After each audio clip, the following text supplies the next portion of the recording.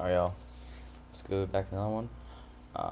We're just gonna do a lower trader cap today. I think I'm down like $90. I only took 3 micros on this, but yeah. We're gonna go what I was planning on doing today, what I wanted to see, and the execution that I decided to do.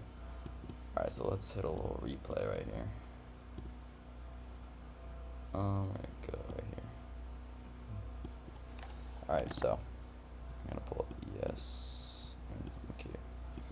Alright, so originally at like 8:30 I did my little morning analysis bias thing, and we were up in this range right here, around hovering above this source of liquidity, and I wanted to see this get taken and us mitigate this 4-hour value gap on IQ. But that happened before open because we had 8:30 red full of news. So at open, I actually wanted to see ES take this external low because we were so close to it after running through the low and mitigating this 4-hour rally gap. So coming in open, I want to see him move down to the sell side liquidity level. But I'm looking for internal manipulation by side liquidity and mostly in balance. So I notice we have this 15-minute bearish rally gap to the left of us, and so I zoom in and I open. I'm looking for a retracement higher. So let's go a minute. All right, here we go. All right, so and we get this. Wait, no. Right. Alright. Price comes up. And right here is where I take my trade. So, let's notice. We put in an SMT, and ES is the weaker asset. NQ takes the high, and ES doesn't.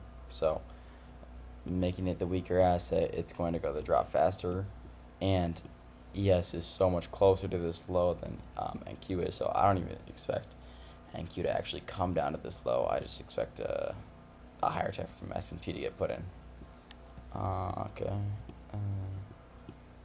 And then what I'm looking for my entry right here is if I already had confirmation that we've manipulated inside of place of high rejection, is this 15-minute rally gap. And then now I want to see displacement through an inverse rally gap and a change in the state. So we see this inverse rally gap get displaced through, change in the state. I take shorts right about at this candle when it starts displacing lower, and I put my stop here, and this is gonna kind of bite me in the butt in a second. But I'm targeting this low right here. Hold on, I think this is skewed. Okay.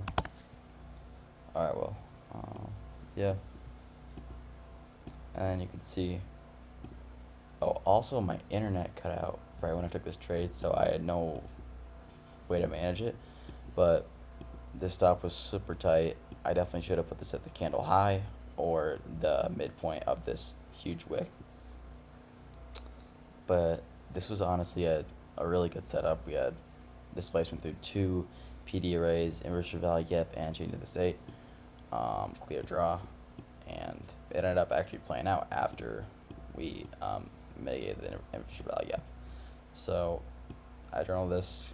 I'm going to be placing my stops at candle high or the swing low, high or high. But yeah, that's pretty much how this ended up playing out.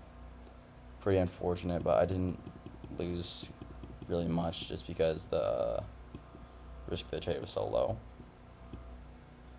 But yeah, I'm not mad with this loss. Just the risk was too tight, and I was very confident that it was going to go the draw. But yeah, if you bang on this, congratulations. I did not, but